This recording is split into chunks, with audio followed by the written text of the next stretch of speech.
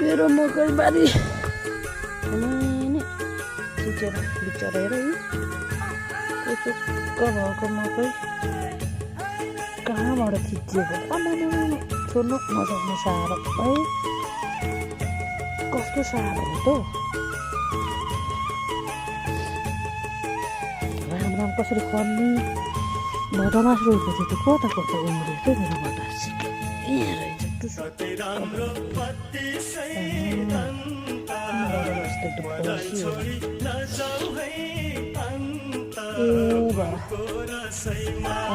पऱ्यो हिँडो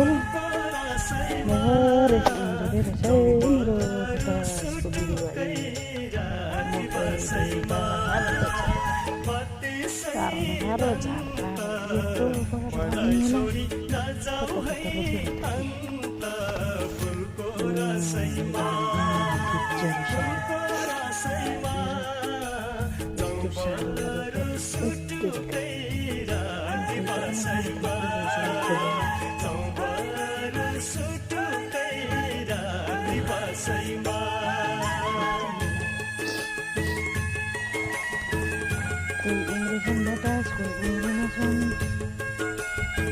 झार जिउँदै आउन थाल्यो झारको माथि माथि भएको हुनुपर्छ छिटो